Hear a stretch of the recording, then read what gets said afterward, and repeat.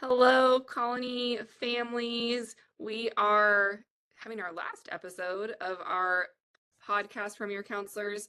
Today, we're going to talk about kind of similar things we've been talking about all throughout the year of our guidance lesson spotlight. We have some additional talking points that are going to talk about transitioning, especially with the rezoning that we have going on in our feeder pattern, and then some resources to look out for the summer. So just as a reminder, I'm Caroline Hinson. I am the counselor at Etheridge Elementary.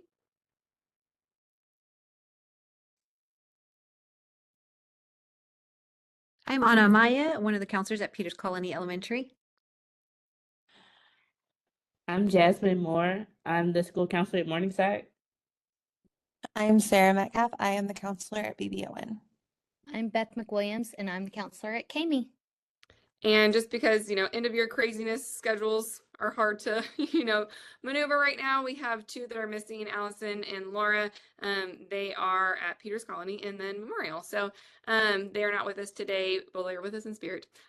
So we're going to go ahead and get started to talk about what we've been doing in guidance lessons this month.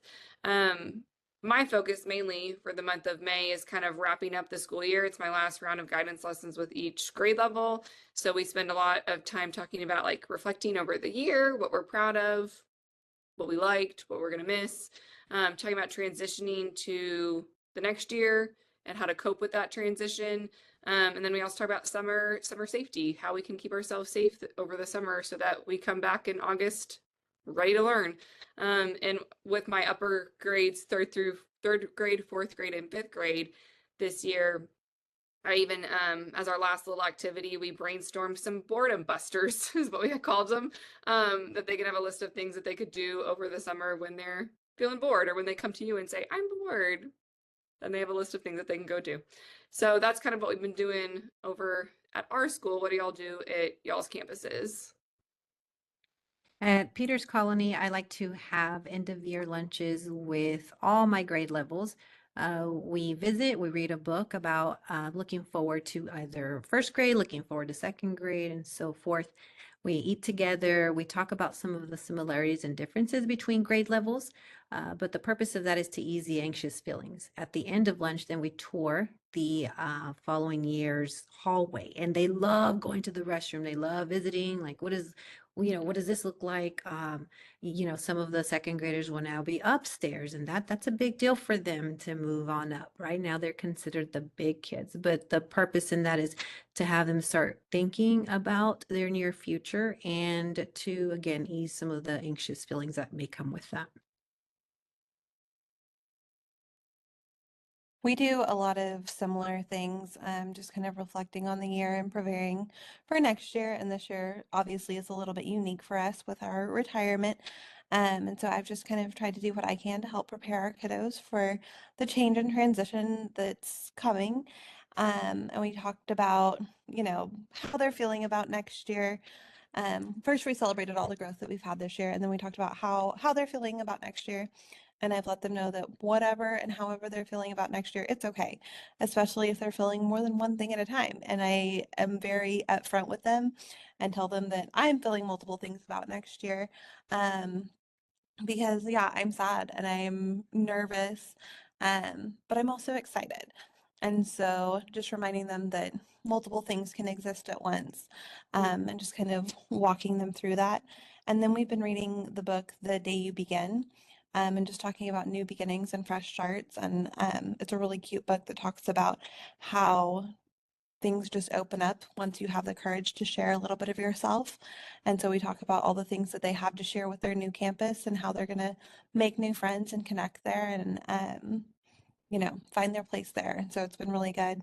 And kind of on that note, I just want to address some of the things that we are all doing as a feeder to help support all of these kiddos, because I know that we're not the only ones that have kids moving to a new campus. And so we all obviously communicate all the time. And so we're going to be meeting and talking about all the kiddos that we're sending to different schools to make sure that they have the supports that they need, because we love all our families, and we're going to continue supporting you wherever you go. I'll be at Memorial next year, so I'm not going to be far, and I'll still be able to check in with everybody. Whatever anybody needs, we'll still be communicating. And just to make sure that you have these dates on your calendar, there are going to be family nights at each campus so that you can go and view your child's new campus if you're moving to another campus on May 14th from 5 to 6, and that's for all of our elementary campuses. Yeah, so that's a great opportunity for students and families to kind of get to see their new campus and what it's going to look like, and get to meet some of the staff members, kind of get some of those familiar faces, hopefully help ease that transition a little bit. We do have some summer resources that we want to share with y'all. Anyone want to speak on a couple of those? Sure. The back to school fair is going to be July 29th, from 4 to 8. That's the back to school fair that we do every year. Um, and I know it feels early to be thinking about that, but there is a registration for it. So just be checking out your counselor's newsletter for more information about how to register for that. But they always have backpacks and supplies and haircuts and kind of all the things you need to get ready for the school year. So mark your calendars for July 29th from 4 to 8 p.m. There's also a whole family night coming up on May 14th from 6 to 8, something that our social workers are putting on to support our families. Again, can be found in our newsletters. If your family receives love packs, those are something that's typically either sent home with the kiddos or you come to the campus to pick up. Our social workers are coordinating with Love Packs to have a delivery to your home this summer, and so they'll be reaching out to you about that. And then the summer lunch program where the district provides lunches will be held at Peters Colony and Caney this year. Be checking the district website for more information about that for times and everything. And then city sports from the Colony and the Colony Kids Camp and the Colony Summer Clubhouse at the Rec Center, just some opportunities to help keep your kiddos busy this summer. And we'll link all of that for you as well. Yeah, I'll add the links I for have that in the another show I have notes. another link as well that we can link to our Spotify for. There's going to be camp inventions at Memorial and Caney this year, and they're on 2 different weeks. And so if your kiddo likes to do science and stuff, those are at both the schools too for a week. 1 week Yeah. at Memorial and 1 week at Caney, and we're doing different science experiments.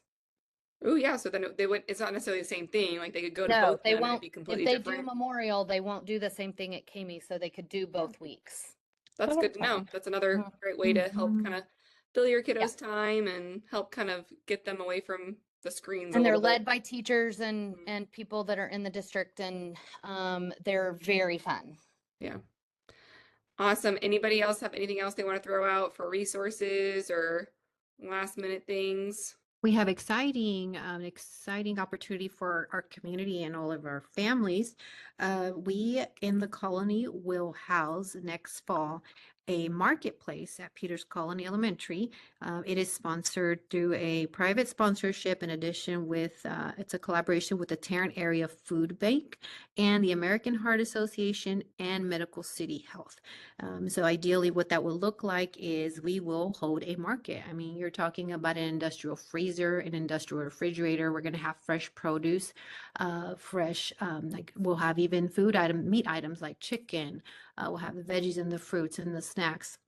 The purpose of having this is that it's an additional resource for our community, for those families who may be going through a difficult time and may need that support in place. And so the beautiful thing about that again is that it not only serves Peters Colony, but it serves all elementary, all middle school and high school, the Colony High School in the community, in the colony. So that will hopefully be up and running sometime in August or late August, and we will have a ribbon cutting ceremony.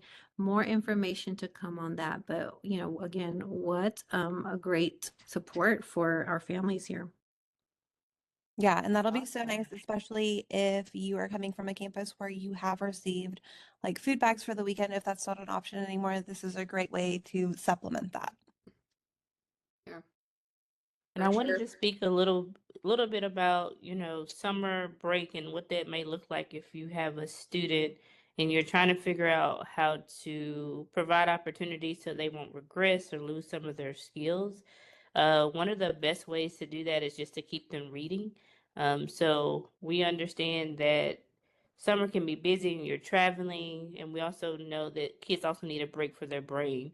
But keeping them on a reading schedule, maybe signing them up for a reading program. If they read so many books or minutes, they earn something. Just a good way to keep kids, their brain growing and ready. I would have my kids journal sometimes in the summer to practice their writing skills. And we're not technically concerned about spelling and punctuation, but just have an opportunity to pick up a pencil over the summer and write things down to keep those fine motor skills going.